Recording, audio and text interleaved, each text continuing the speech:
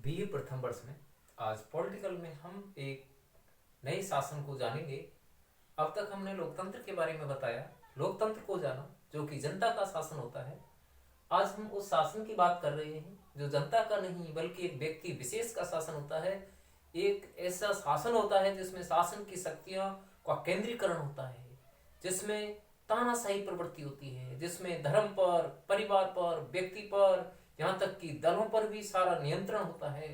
उस व्यवस्था के बारे में जानेंगे जिसको हम डिक्टेटरशिप कहते हैं। क्या कहते हैं विद्यार्थियों? डिक्टेटरशिप, जिसको हम अधिनायक तंत्र कहते हैं, जिसको हम तानाशाही कहते हैं। एक तरीका से ये अधिनायक तंत्र स्वच्छाचारी शासन होता है, तानाशाही होता है, जिसमें व्यक्ति की स्वतंत्रता पर नियंत्रण हो जाता है। इसमें शासन की शक्तियां एक ऐसे व्यक्ति के पास होती हैं जिस पर कोई अंकुश नहीं होता है, जिस पर कोई ना संविधान का होता है ना व्यक्ति विशेष का अंकुश होता है, और वो अपने मन मर्जी से शासन करता है, तानाशाही तरीका से शासन करता है। आज के युग में हम यदि कहीं ऐसा शासन देख रहे हैं तो वो हम, जैसे कि आपने नाम सुना होगा किम जोंग, उत्तरी कोरिया का तानाशाही रहा है, डिक्टेटरशिप रहा है, तानाशाह के रूप में वो शासन कर रहा है। तो ऐसी व्यवस्था जिसमें कोई व्यक्ति अपनी मर्जी से जनता को आदेश देता हो, जनता से अपने आदेशों का पालन कराता हो, शक्ति के बल पर, दमन के बल पर, वो जब कानून का पालन कराया जाता है वो व्यवस्था कहलाती है तानाशाही। उसको कहते हैं हम डिक्टेटरशिप। इस डिक्टेटरशिप के लिए आपने पहले की हम बात करें तो आपने देखा होगा, नाम सुना है, जैसे कि हिटलर, जैसे कि मुसोलिनी, ये नाम क्या है? तानाशाह लोगों के नाम है। इनकी वजह से आपको पता है दूसरा विश्व युद्ध हुआ था और अपार जनधन की भी हानि हुई थी। आज हम बात करें कि ये जो तानाशाही शासन है, इस तानाशाही शासन में क्या होता है कि एक व्यक्ति का शासन होता है। एक व्यक्ति जो आदेश देता है, जनता को वो आदेश मानने पड़ते हैं, यानी कि आदेश ही इसमें कान होते हैं। आदेश की इसमें क्या है कि यूनिटी होती है एक तरीका से, कि आदेश जो होते हैं ना वो एक तरीका से कैसे होते हैं? स्वच्छाचारी प्रवृत्ति पर आधारित होते हैं। इसमें अत्याचार की प्रवृत्ति भी देखने को मिलती है, इसमें जनता पर हिंसा की प्रवृत्ति भी होती है। इसमें कोई किसी के आदेशों का या सत्ताधारी के आदेशों का पालन नहीं किया जाता है तो जनता पर दमन होता है, अत्याचार होते हैं। तो इसमें एक तरीका से ये कहो कि माइट इज राइट की स्थिति पाई जाती है, शक्ति ही सत्य की स्थिति पाई जाती है, जिसके हाथ में सत्ता होती है, शक्ति होती है, और उसके आदेश ही कानून बन जाते हैं। तो यहाँ क्या देख रहे हैं कि इस अधिनायकवाद में क्या होता है कि शासन की शक्तियों का केंद्रीकरण होता है। ये जो शासन का जो रूप रहा है, इसमें हम क्या देखते हैं कि इसमें प्राचीन काल में भी ऐसा था। प्राचीन काल में जो अधिनायकवादी शासन था उसमें और आज के अधिनायकवादी शासन में थोड़ा अंतर जरूर आता है। आज भी अधिनायकवादी शासन है, लेकिन प्राचीन काल में इसका जो रूप था वो ज्यादा कठोर था। आज इसका रूप थोड़ा उदार है कहीं। तो प्राचीन काल में इस पर कानून का क्या है कि कानूनी नियंत्रण, वैधता, उत्तरदायित्व, ये सारी चीजें प्राचीन काल की जो शासन व्यवस्था थी वहां हमें देखने को ये मिलती है। प्राचीन काल में शासन व्यवस्था जो थी, तानाशाही प्रवृत्ति जो थी, उसमें क्या था? वो वैध था, उत्तरदायी था, कानूनी उस पर नियंत्रण था। उसमें क्या है कि राष्ट्रीय उत्तरदायित्व की भी भावना थी। लेकिन आज इसमें परिवर्तन आ गया है। आज इसमें क्या है कि अंतर देखने को मिलता है। आज हम देख रहे हैं कि उसका रूप उदार हो गया। कैसा हो गया विद्यार्थी? उदार हो गया है। तो आज हम फिर लक्षणों को जानते हैं कि इस अधिनायकवाद के कौन कौन से लक्षण होते हैं।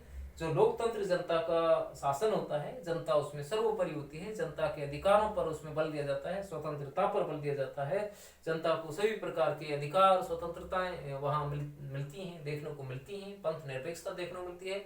यहाँ ऐसा नहीं होता है विद्यार्थियों। यहाँ क्या होता है कि ये लोकतंत्र के विपरीत है, विरोधी है। इसमें मान करके चला गया है कि जो लोकतंत्र है, लोकतंत्र को इसमें संसद जो होती है कानून बनाती है, लेकिन इसमें संसद को क्या है कि एक सड़ी हुई लाश कहा गया है। संसद को बातों की दुकान कहा गया है, बातों की दुकान माना गया है। और लोकतंत्र की को एक तरीका से एक भीड़ तंत्र कहा गया है कि लोकतंत्र नहीं बल्कि एक भीड़ तंत्र है, इसमें जनहित का शासन नहीं होता है, बल्कि इसमें क्या है कि स्वतंत्रता का भी इसमें भी हनन होता है। तो ये लोकतंत्र विरोधी शासन है। अधिनायकवाद किसके विरोधी है? लोकतंत्र को अच्छा शासन नहीं मानता है। इसमें तो लोकतंत्र की धज्जियां उड़ाई गई हैं, लोकतंत्र की आलोचना की गई है, बुराई की गई है, लोकतंत्र को बुरा शासन माना गया है और अधिनायकवाद को अच्छा शासन माना गया है। तो ये इसका क्या हो गया? एक गुण हो गया, लक्षण हो गया। दूसरा लक्षण क्या है कि इसमें उदारता का भी विरोध है। ये उदारता विरोधी शासन है अधिनायकवाद।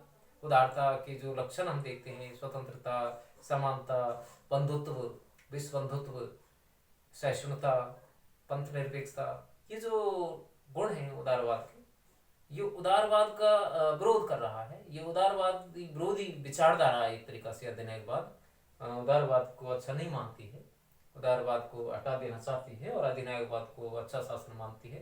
तो ये भी एक इसकी क्या हो गई? ये एक इसकी क्या हो गई? विशेषता हो गई। क्या हो गई? एक विशेषता है।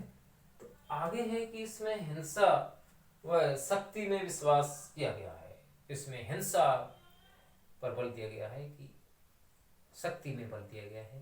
कहा गया है कि जिसके पास शक्ति होती है, आदेश देने की क्षमता भी रखता है और अपनी शक्ति के बलबूते पर वह जनता से आदेशों का पालन भी करा सकता है। तो ये इसमें हिंसा और शक्ति को इसमें प्रमुखता दी गई है, हिंसा पर इसमें बल दिया गया है।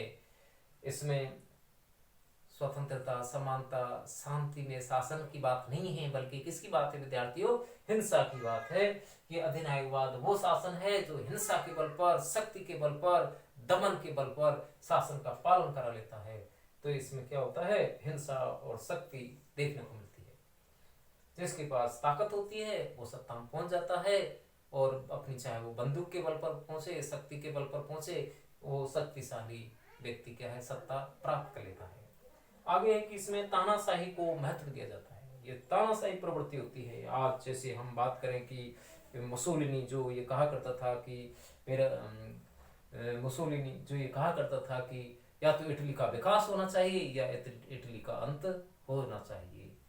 मुसोलिनी जिसने एक बात ये भी कही है कि युद्ध होते रहने चाहिए, युद्धों से क्या है कि एक तरीका से विकास होता है, ऐसा मुसोलिनी ने माना है। तो युद्ध का समर्थक रहा है, वो शांति के विरोधी रहा है। शांति से अच्छा वो युद्ध को मान रहा है कि युद्ध अच्छा होता है, शांति अच्छी नहीं होती है, ऐसा उसका मानना रहा है। आगे हम बात करें कि ये व्यक्तिगत स्वतंत्रता का भी विरोधी है।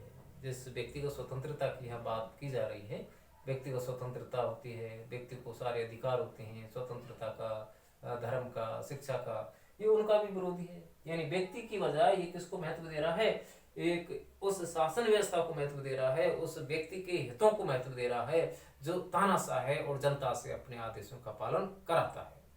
तो इसमें व्यक्ति की स्वतंत्रता पर बल नहीं है, बल्कि किस पर है?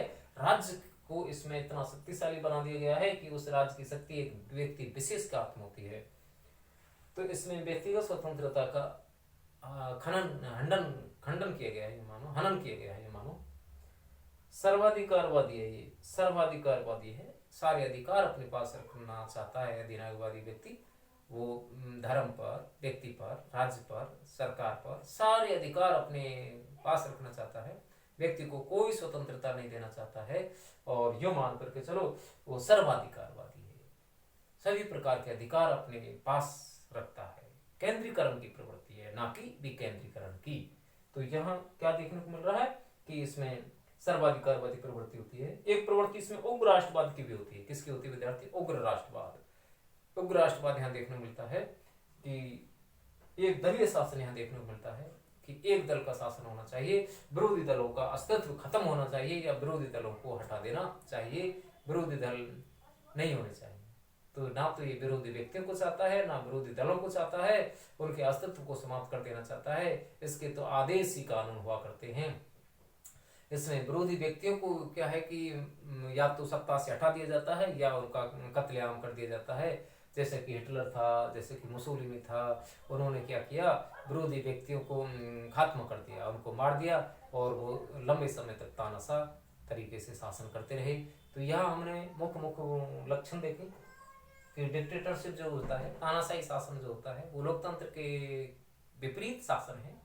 लोकतंत्र जहाँ जनता का शासन है, यहाँ जनता का नहीं है, ये तो व्यक्ति विशेष का, उस स्वच्छाचारी शासक का शासन है जो अपनी मनमाने तरीके से शासन करता है और शासन की शक्तियों का केंद्रीकरण रखता है, सारे अधिकार अपने पास रखता है और जनता पर अत्याचार भी करता है, स्वच्छाचारी नियंत्रण रखता है वो जनता पर। जनता के पास कोई भी अधिकार, कोई भी स्वतंत्रता नहीं होती है। जनता के जो भी अधिकार हैं वो सब तानाशाह के पास होते हैं। तानाशाह उनके अधिकारों पर कभी भी छीन सकता है, कभी भी उनको क्या है, कोई से भी आदेश का पालन करा सकता है। तो ये प्रवृत्ति कहाँ है? ये तानाशाही देशों में देखने को मिलती है। तो आज इस वीडियो में हम तानाशाह के अर्थ परिभाषा के बाद इसकी विशेषताओं को जाना और ये जाना कि इसमें कोई उत्तरदायित्व नहीं होता है, वो किसी के प्रति उत्तरदायी नहीं होता है, और उसमें तो क्या है कि ना कोई नियंत्रण होता है और उसमें जनता से कानूनों का पालन कराने की क्षमता होती है। तो ये प्रवृत्ति होती है तानाशाही शासन की। अब हम इसके कुछ और भी बातें हैं जो तानाशाही के बारे में कल हम बताएंगे कि तानाशाही शासन किस प्रकार से अपने नियमों का पालन जनता से कराते हैं।